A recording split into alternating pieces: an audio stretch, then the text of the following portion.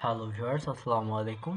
আজ আমি আপনাদেরকে দেখাবো কিভাবে খুব সহজেই আপনি আপনার স্মার্টফোন ব্যবহার করে আপনার ভোটার ক্রমিক নাম্বার এবং ভোটার নাম্বারটি ২ মিনিটের মধ্যে খুঁজে বের করতে পারবেন। ভিউয়ার্স, এজন্য আপনাকে সর্বপ্রথম যেতে হবে গুগল প্লে স্টোরে। আচ্ছা, গুগল প্লে স্টোরে আসার পর আপনাকে সার্চ করতে হবে স্মার্ট ইলেকশন ম্যানেজমেন্ট বিডি। এই যে দেখেন, সার্চ করার আগেই আমার এখানে নামটা চলে আসছে। আমি এখানে এটা ক্লিক করলাম। ক্লিক করার সাথে সাথে স্মার্ট ইলেকশন ম্যানেজমেন্ট বিডি অ্যাপসটা আপনার সামনে চলে আসবে। এখন এই অ্যাপসটাকে ইনস্টল করতে হবে। দেখেন ভিউয়ার্স, আমি এটাকে ইনস্টল করে নিচ্ছি। ইনস্টল করতে কিছুটা সময় লাগবে।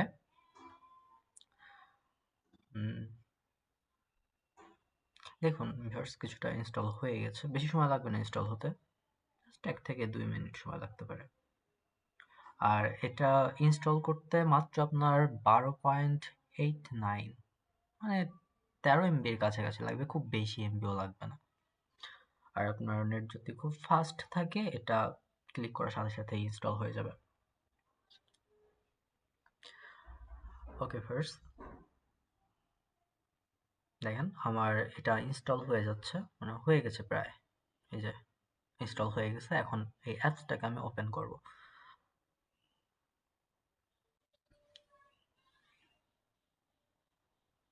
এটা ওপেন হতে একটু সময় লাগবে। সো এখন প্রথমে দেখেন, এখানে আপনার ল্যাঙ্গুয়েজ সিলেক্ট করতে হবে। আপনি ইংরেজি অথবা বাংলা দুইটা যে কোনো একটা ল্যাঙ্গুয়েজ সিলেক্ট করতে পারেন। আমি এখান থেকে বাংলা ল্যাঙ্গুয়েজটা সিলেক্ট করে নিলাম।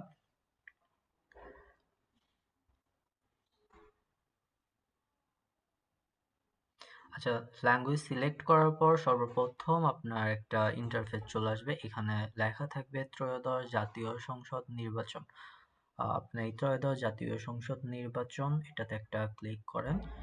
ক্লিক করার পর এখানে অনেক কিছু আসবে, এদিকে খেয়াল না করে একদম নিচে চলে আসেন। দেখেন ভোট কেন্দ্র খুঁজুন একটা অপশন আছে। আপনি ভোট কেন্দ্র খুঁজুন, এখানে একটা ক্লিক করেন।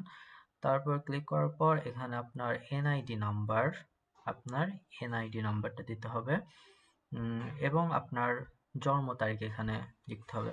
আমি আমার এনআইডি নাম্বারটা দিয়ে দিচ্ছি এখানে।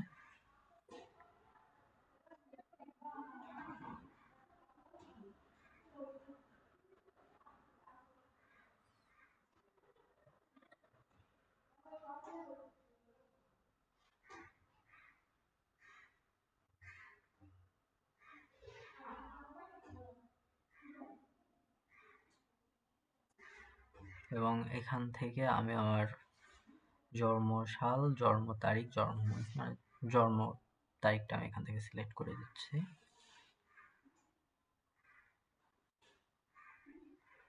আচ্ছা, এই দেখেন আমার এনআইডি নাম্বার এবং আমার জন্ম তারিখ এখান থেকে সিলেক্ট হয়ে গেছে। এখন আমি জাস্ট সার্চ অপশনে ক্লিক করব।